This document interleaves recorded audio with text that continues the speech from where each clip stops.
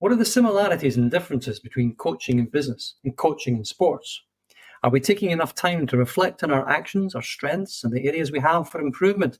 Let's find out what Myles Downey has to say in helping people understand who they are as leaders, building up their willpower, and having that insatiable desire for learning. Hello, and welcome to the Practical Leadership Podcast, where I interview great leaders and try to extract their wisdom and experience for you to learn from, and hopefully avoid making their mistakes. Check out practical-leadership.academy because you want to help your new managers succeed with hybrid or remote working.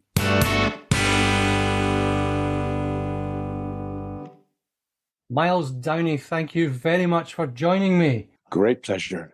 Accomplished tennis player, C-suite leadership coach, author, consultant, man about town. I'm doing you a disservice, undoubtedly. Would you please introduce yourself to both my listeners? Well, and good afternoon, morning, or evening, depending on when you're listening, those two listeners. I've been in the world of coaching since, well, probably there wasn't a world of coaching. So I've written about it in a number of books, which are sell well and are I get nice feedback on. But mostly it's what I do is I'm out there working with people who in some cases lead large businesses, some smaller businesses, some business units, and I do something that I call leader performance coaching. I'm there to help people succeed. And because I'm quite good at that, and because I've got a bit of a reputation around it, and because I trained coaches, I also get to do odd jobs like work with Eddie Jones and his coaches at England Rugby. So it's there are those bits that are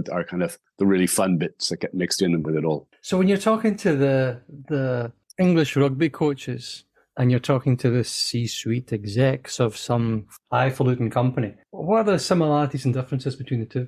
It's quite a great question. And I think you should have given me about a week's warning. Sorry. No. It's fine as long as people are patient with me. There are similarities, but they're fairly profound in the sense that they're buried deep within the person. So most people who adopt a leadership position, and when you're a coach to the England rugby team or part of that team of coaches, you are leading other usually younger men, and most people when they show up as a leader don't really know who the hell is showing up. They're kind of a conglomeration of people they've admired or worked with in the past. So kind of the sins of the fathers being visited upon the children, and then whatever they've picked up at whatever training they may or may not have done. And then there's how they respond in the moment. But one of the things that I do with leaders and with people in senior coaching roles is I help them understand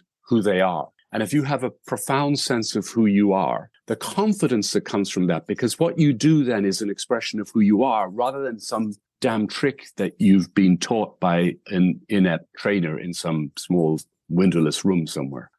So that's a commonality. I work with leaders to understand what their unique genius as a leader is, and coaches to understand what their unique genius as a coach is, as the foundation point of what they then go and express in the world. Forgive those last few words; they're overly flowery. But that's what's common. What's different, of course, is that in sport, the world of sport, the response to what you do is immediate and before you. Often in the world of business, the response is months or even years down the road. So it's more difficult to course correct if you're a leader in business. I think it's one of the Psalms, isn't it? It's Psalms or Proverbs, probably Proverbs. A man who's wise in his own eyes, somebody actually who knows themselves. It's know thyself. Lies in the lovely line. Yeah. Brilliant line.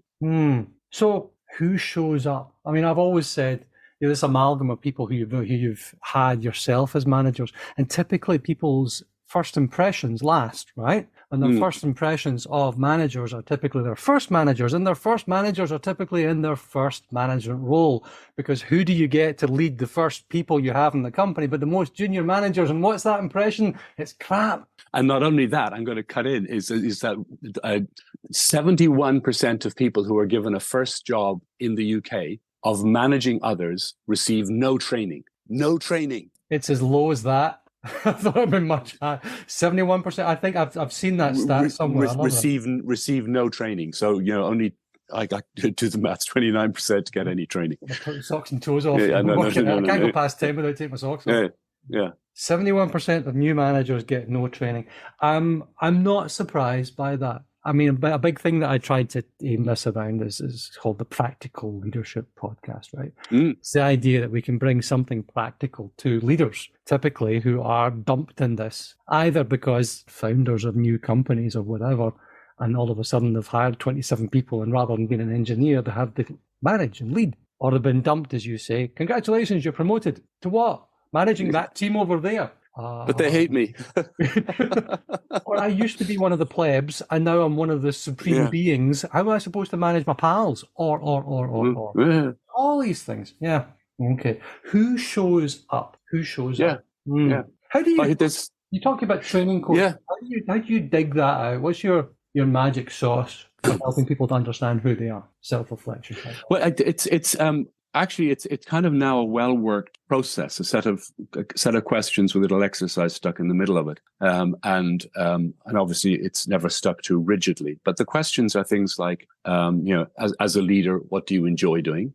Some of them are very simple. They get a bit more complex. As a leader, what difference do you think you make? As a leader, what are you becoming? As a leader, what do people come to you for? So there's a set of questions that I've got, and then I do a little bit of magic, which is I get people to, as much as possible, relax, probably close their eyes, and I, in that kind of more relaxed mental state, I take them on a little journey where they remember a time when they were with a team or in a leadership position. So it could be at any point in your life. It could be back in if you went to university or exactly. So any moment where you inadvertently or otherwise ended up being in a leadership position, and it worked. And I get them to go back to that in their memory, and I get them to picture it. And then I do this trick. I get that image of you in your mind leading to disappear, and have that be replaced by a symbol of you as a leader. And people don't believe it's going to happen,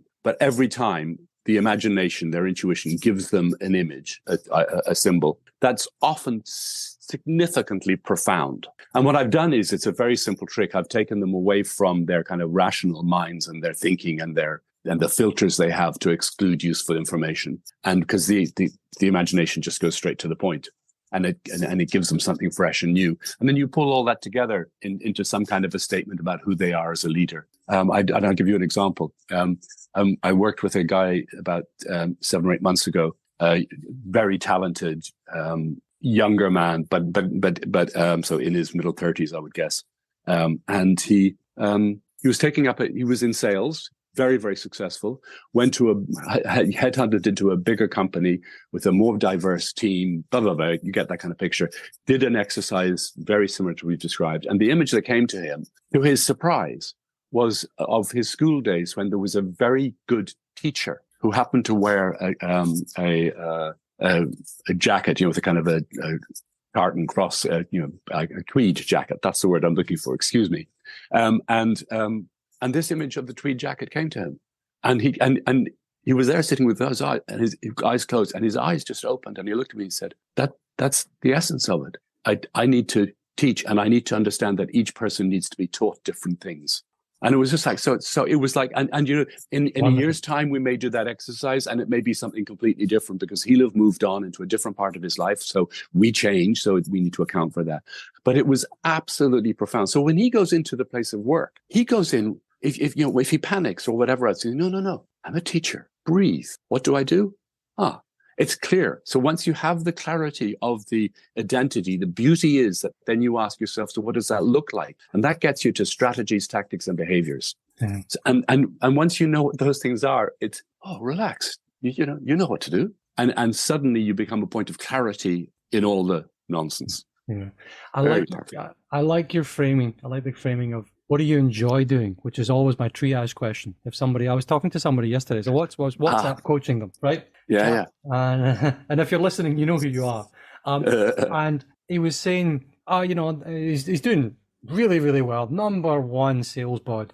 super, super guy, really empathetic, really wonderful human being, but asking, I've got to become a leader to get on. And I was thinking, really question that. Really question that. Because if you don't really enjoy the people part, number one, as a sales guy, you might not earn as much as a sales leader, but you've got to really burn for the whole making people better. What do you enjoy doing? And then what do you enjoy doing? What difference do you think you'll make? What is that difference? Are you going to be the pain in the bum that micromanages? Are you going to lead people to a destination where they wouldn't get on their own? Because that's leadership. Yeah. What are you becoming your journey? Yeah. Why do people come to you? If they don't come to you, that's a question. That's part of your when you get there. Nobody's coming to you. There's a reason. Right? That's lovely. That's a very profound piece. I do like that. Yeah. Thank you for sharing that. Thank you and infinitely practical. That's the fun of some of this stuff, is that you have to go to a different place that's profound, but actually it comes down into what I'm going to do tomorrow. I've studied hypnotism and persuasion and influence for many, many years, and it's a hypnotic metaphor, right? So that's the definition of what you just described here. I was scribbling down actually as you're going. It's a hypnotic metaphor. You're actually putting people into, it's not actually hypnosis, although it kind of is. It's delving into that subconscious where you are allowing yourself to remove those filters and access what you know is already there. And I think that's a big part of coaching. It's the essence of coaching. I don't need to know the answers. In fact, I can't. In fact, sometimes it's even better if I don't know the answers. Yeah. No, by the way, so just so you know, I take that to such extremes that, in fact, in July, I'm running a program where I'll take people onto a tennis court, because it's true, tennis is a thing that I love. But the point of it is, what's going on is I'm taking people onto a tennis court and I'm giving them some principles that are about how people learn. So there's a distinction here between teaching and learning, and most coaching that we see out there is teaching or instructing, whichever way you like to do it. But if I put people on a tennis court, 99.9% of them can't teach tennis. So what I'm doing is I'm putting them in a place where they are reliant, for there to be a successful lesson, they are reliant on the other person's innate capacity to learn. Because let's face it, nobody taught you how to walk. So, it is just, I mean, I've had people in tears by lunchtime when they suddenly see that without being clever or smart or insightful, but just by paying attention to people and putting in place a little bit of structure, people learn for themselves. And it's, for many people, profoundly moving. There's a thread that goes back to your knowing yourself and appreciating how people learn there. I can sense that the way that you know yourself, I think, is by being interested and in others and appreciating people around you for who they are, because a part of knowing others is by knowing yourself. And there's this circular connection here. If you want to understand humanity, you start by looking at yourself. That's great. That's absolutely, I've never said that, and it rings absolutely true. Yeah, I love that. Thank you. You wrote a book, Enabling Genius, available at all good bookstores, and the link in the description right now. Enabling Genius. And you did a bit of research behind that. Yeah. You want to tell us what that means? Well, so that process that I described, getting people to the tennis court, that's the foundation of what I do. I help people use their own resources, their imagination, their intelligence, whatever else, to make progress. And that gives them confidence in themselves and competence beyond me. So I don't have to be around that doesn't make dependency. But I also have kind of, 30 plus years of experience of coaching. And what happened was about 10 years ago, less than that, but about that, one or two of my clients at the same time were given really difficult jobs. And what they realized was that in order to get there, they had to go well beyond what they were currently delivering, currently performing. They had to kind of reach into the outer edges of their potential, if you like. And that was the request to me. So, how the hell do I help them explore those outer edges safely? Because it goes beyond what I had some inklings. So I pulled together a group of about 20 people that I knew and loved. And we spent about a year looking at the literature, but also people that we were attracted to who had demonstrated signs of greatness in their life in one way or other. And we asked, and the game was, could we find a pattern in on their journeys to greatness? That sounds terribly cliched, but could we find a pattern? And it came down to 4 things. And the first was what we've just been talking about: understanding identity. who you are, your unique individual genius. At this point, I got to say what I mean by genius. See, when you say to somebody they have potential, their eyes glaze over and the words just blow in one ear and out the other. It doesn't register anymore. It's kind of, yeah, I've got it. If you say you've got genius, they go, what? And some people get really cross. They don't, those guys who wear kind of blue serge blazers with buttons on and they're kind of president of the local tennis club. They don't like that, people stepping out of line and expressing their genius. So they get cross because you see, essentially society is supposed to suppress you and make you compliant. So it gets some people really cross. But what I'm saying that genius is it's the expression of your potential. It's the embodiment of your potential. So your genius is the embodiment of your potential. And once you've made that real, once you can touch it and mold it, then you can do something with your potential. If you just leave it as this abstract thing, nothing changes. But if you say, on the tennis court, I have my unique individual genius. It's really clear. Big Zen cat. I hit the ball incredibly hard. I hit it deep into your backhand because I'm left-handed. So that's the big bit. The Zen bit is about how I manage myself. And by the way, that I discovered something a while back was that I was keeping this very solemn Zen-like face, which was incongruent with which was happening inside because I was giggling because I was having so much fun playing tennis. So I started giggling because, I didn't start giggling, I just let it out. And cat is kill it, pounce. So I'm not willing to run around the back of the court hitting the ball back and forth all day. It's a waste of time. I'll get in and I'll get myself into a position where I can hit a winner within 3 shots. So it's like, I stand on the court. I know exactly what I'm supposed to be doing. So the genius bit is really important to understand. That sense, that confidence that comes from knowing who you are and the strategy that comes from it. So identity, genius. The other was will. So extraordinary will to continue on through pain, to persevere over the years. And what most people don't fully appreciate, that is to say, they understand it somewhere in their minds, but not as a working everyday principle, is that will is something you can build. You can increase the level of the quotient of will that you have, and that can carry you through difficult times towards your goals. And then the third key element is mindset, building a mindset for success. And again, that is something you can build. And the fourth thing is they're all held together in these people who do extraordinary things, who demonstrate greatness. They're all held together by an insatiable desire for learning. So they continually learn and develop from one moment to the next, try things out, experiment, whatever else. So it was those 4 things. So that then meant that I could go into my clients and say, okay, guys, let's really push. So yeah. You said there, point 2 is that you can build your will. Now, my sense of willpower is that it is in the moment, perhaps. I'm just thinking this out loud. You'll bear with me. In the moment, I think it's finite. You have the metaphor of a bucket of willpower and a ladle, and you're ladling it out and you're using it as you go. And when it's done, you just need to wait until it fills back up again. It's not finite. But perhaps you're saying you can train it to make the bucket bigger. Yeah. Yes, that's a good way of looking at it. Yeah. So by drawing in other things into it, by understanding that we have a tendency as human beings to try and reduce things to just one element, the answer to the problem, the one thing. And most things are complex and multiple. So my image of will is like a braided rope. It's a whole number of things that are woven together that make something much stronger than the collective individual strands. And so there are things in there like and some of these are small things. There was I think his name was P-U-G-H, the guy who swam all 7 oceans.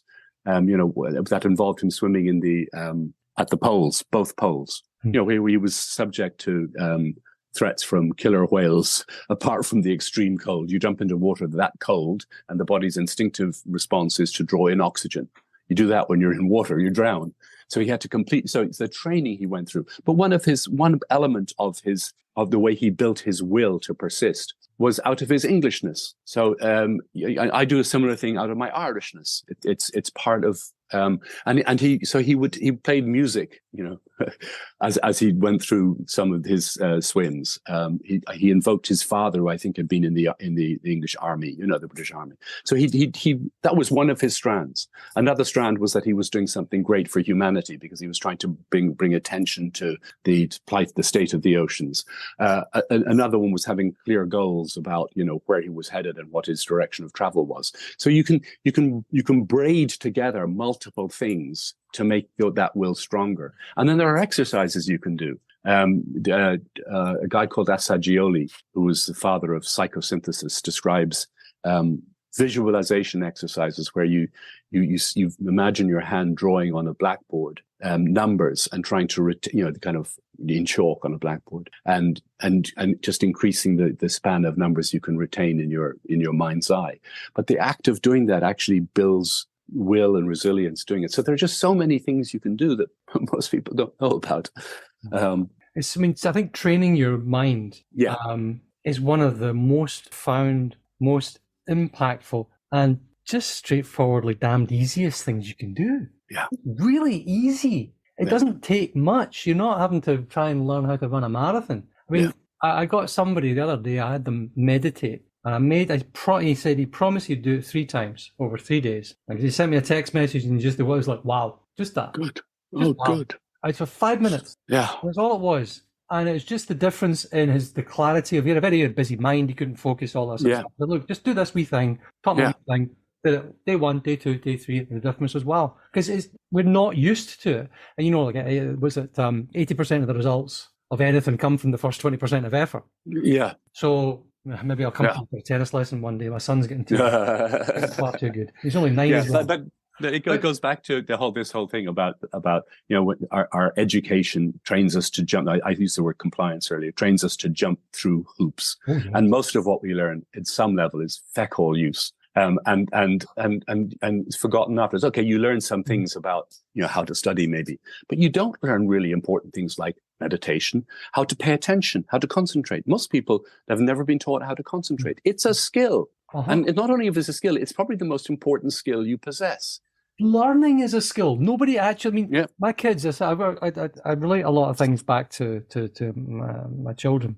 Yeah. And it's a wonderful reflective thing to watch your children develop and grow over time. And you're thinking, that's why life is like it is, because kids come and this is how they discover things. My daughter's going through SATs here in England just now. They're the most pointless set of nonsense exams you can imagine. It bears no resemblance to nothing they're ever going to do, and they're no use, and they're not recorded, and the only people who it matters to are the teachers in the school who get up or down, right? So, and the kids go through all this stress. I've been telling my daughter she can basically go on holiday and I don't give a shit. And she does. Yeah. So hopefully she can. But we don't teach people how to learn. They go to school, but they don't learn how to learn. Nobody teaches them how to learn. You don't learn by rote, like you said. You just the autonomic handwriting things, these mental techniques. They're so simple. Yeah. I tell you, we should do a session on that. Here, top 5 ways of learning. Yeah. Absolutely. Absolutely. Yeah, a bit ranty there in old age. No. I think it's it's your podcast. Yeah. But I mean, it's what we're touching on is the thing that is the reason that I got into the coaching world in the first place, which was that the thing that upsets me the most, and I mean physically upsets me, is seeing people wasting their abilities and not expressing themselves. Or the thing that I hate even more than that is others who stop people expressing themselves, because it's the most precious resource there is. Your genius. I like that. Your genius, your resource of your genius. Genius is the expression or the embodiment of your potential. Yeah. That's lovely. Genius, your will, your mindset, and your desire for learning. Yeah. I think that's a fairly good recipe. Yeah. It's a fairly good recipe. And it's simple enough. You can do some of the stuff we read during the course of that project, was the kind of the more academic stuff. It's like, okay, so somebody enjoys writing academic stuff and some of it's useful, but most of it's not applicable for the everyday person. The hope was to do something that was clear, axiomatic, obvious, usable. Is there something that you might like to thank the young Myles for doing that got you where you are? I'm brought up in Holy Catholic Ireland, for the most part, a good boy, compliant and whatever else. But I think there was a part of me that knew that game was complete nonsense. I almost ended up an architect. I did end up an architect. I sat in the office. And what the young Myles did was kind of not believe. And one day the other Miles and their paths crossed, and I realized that this, life is too long to sit in an architect's office doing drawings of window details or something. And I, it was going to take me 15 years to be a partner in that show. And that may be for some people. If that's what you're after, then go for it. Don't. But it wasn't for me. So I think that naivety and innocence went hand in hand with a kind of a strange courage. And yes, if I had the opportunity to say thank you, that's what I thank that innocent for that. Strange courage, naivety, and innocence. Yeah. Of young Miles. Yeah. I didn't know I was going to say that, but it's true. It goes back to the kids. It's approach life like a child with the curiosity, the passion, the intensity of a child. Yeah. Yeah. And approach other people like that as well. We went on holiday and my kids were going up to other kids and saying, "Do you want to play?" And the other kid was like, "Hola, lo siento, no hablo inglés." And it's like, "That's great, I've got a ball." Problem solved. United Nations at your hand. Yeah. Totally way. Where can people find you, Miles? Very easily. My name Miles is spelled with a Y. And if you Google Myles Downey, you find me pretty damn quickly, it would seem. But I've got a website called www.milesdowney.com, and you can contact me at miles@milesdowney.com. And I love hearing from people. So yeah. milesdowney.com. Thank you very much indeed for joining me. It's been a real pleasure, Paul. Thank you. That's a wrap. Thank you for joining me today. Your homework is to leave your 5-star review, and please, any comments you have, you really help me to improve every day, and it also helps people to discover me online. You should check out practical-leadership.academy because you want to help your new managers succeed with hybrid or remote working.